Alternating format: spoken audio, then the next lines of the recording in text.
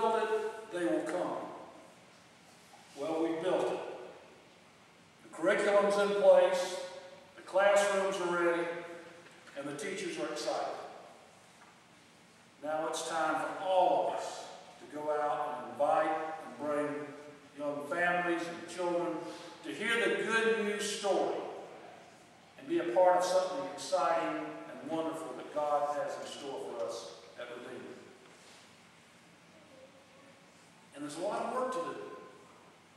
But we can do this because we begin our work with the assurance and the promise that we're not working alone and that God's power working in and through us can do infinitely more than we can possibly ask or imagine. So let's get to work and get this done. As we begin this new school year, it seems to me that the gospel reading seems especially appropriate for this September Sunday morning. Then he took a little child and put it among them, and taking it in his arms, he said to them, "Whoever welcomes one such child in my name welcomes me. And whoever welcomes me welcomes not me, but the one who sent me." Today's gospel teaches us something about children and what it means to have a childlike faith. And it also teaches us something about how God's love is to be expressed in our lives, regardless of how old or how young we may be. So here's the scene. Jesus and the disciples are traveling through Galilee. It's getting near the end of his ministry. And Jesus wants to make sure that they understand all that lies ahead. He's told them before, but he wants to make sure they got it. He tells them one more time about all that awaits him in the coming days. He tells them how he will be betrayed and put to death. He tells them how 3 days later he will rise again.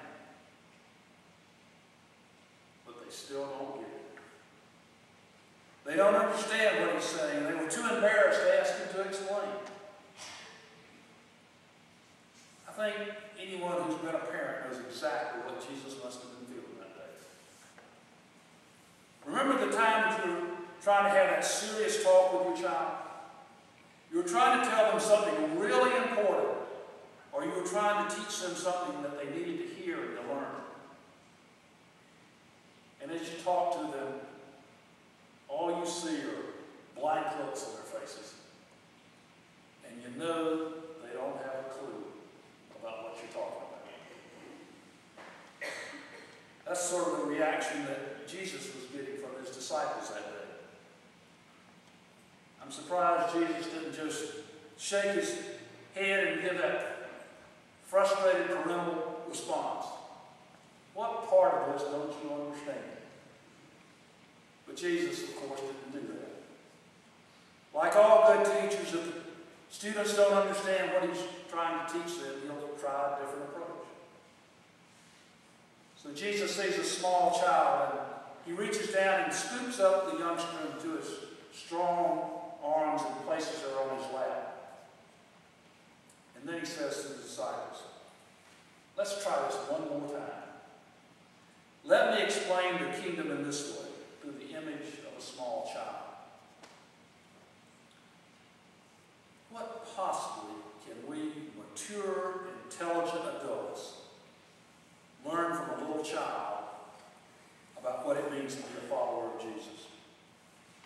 We're supposed to be the teacher, not the child.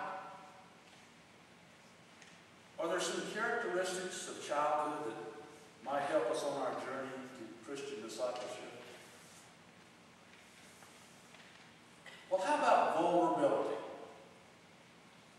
Babies and small children are powerless and defenseless and rely completely on others for their every need.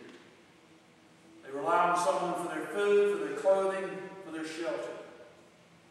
They need someone to protect them. A small child couldn't survive very long at all on their own. Children need someone to take care of them.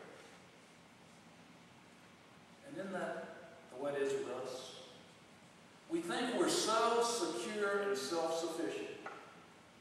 You've worked hard all your life, and you've earned the success and achieved so much in your career. Perhaps you've got all, or at least most of all, the material possessions you could want.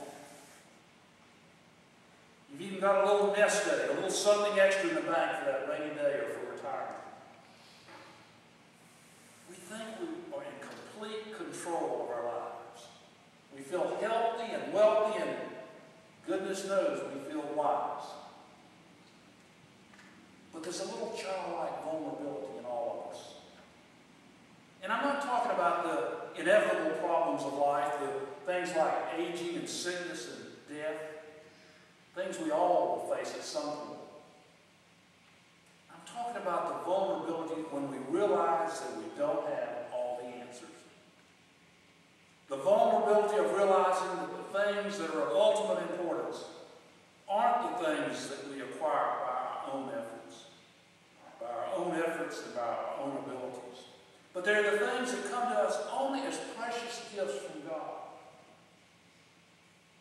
We don't experience love or compassion, forgiveness, or mercy on our own.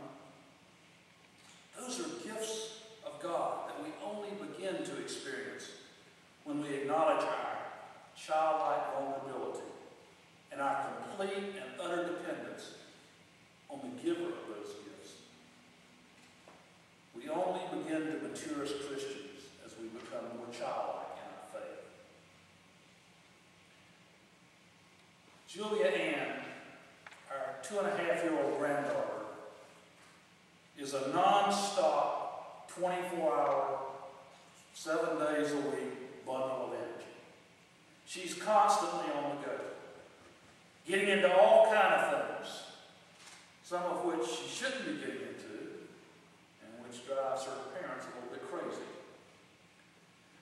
But as a typical 2-year-old, Julia is curious, and she's eager to explore new things. She's energetic, and goodness knows she has a single-minded determination. And those also are some of the characteristics of a mature Christian. In our baptismal covenant, we are called to be curious. We're called to be seekers and servers of Christ in all persons. does not seek, who's not at least a little bit curious. A mark of mature discipleship is a sense of childlike eagerness and enthusiasm. A yearning to seek more and to learn more. A single-minded determination to serve Christ more. You know, there's one quality of children that I believe most of us lose as we get older. And that's the ability to be spontaneous. Our grandson Drew stays at our house sometimes and loves to play with Marcia's iPad. And he can be completely engrossed and mesmerized for hours in playing all the games that are on it. But when he hears that front door open, and he hears Mom or Dad's voice, the iPad flung across the couch, and look out. He squeals with joy and rushes into his parents' arms. Completely spontaneous, completely unself-conscious.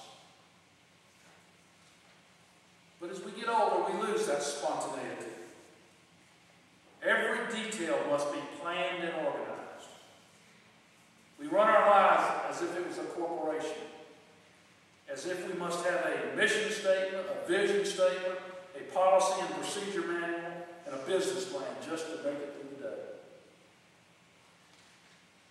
Well, there's nothing wrong with organization. It's all very well and good. But God must not have received the memo. Because God doesn't always appear to be very organized. Because God so often reveals himself at the most unexpected times, in the most unexpected ways, and with the most unexpected people.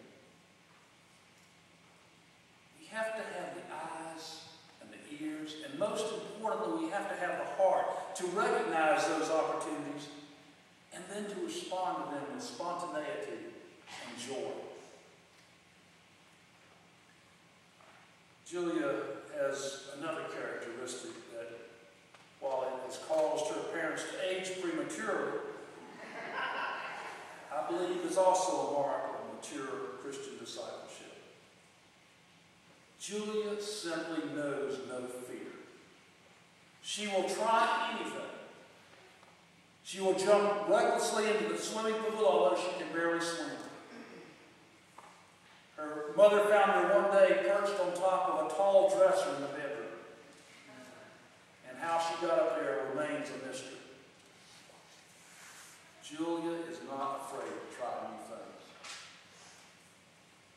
Mature Christian disciples have a childlike sense of fearlessness about their lives as well. They're not afraid, they don't worry, because they know they're not alone. Mature Christians reach beyond their grasp, not worrying about success or failure, because they know that with Christ working in them, they cannot fail. And they will accomplish far more than they ever imagined. So we can learn an awful lot from our children. We need to all become a little more childlike. We need to acknowledge our vulnerability and acknowledge our total dependency on Jesus Christ and put our total trust in Him alone. We need to be a little more single-minded, a little more eager, a little more curious, and a little more energetic.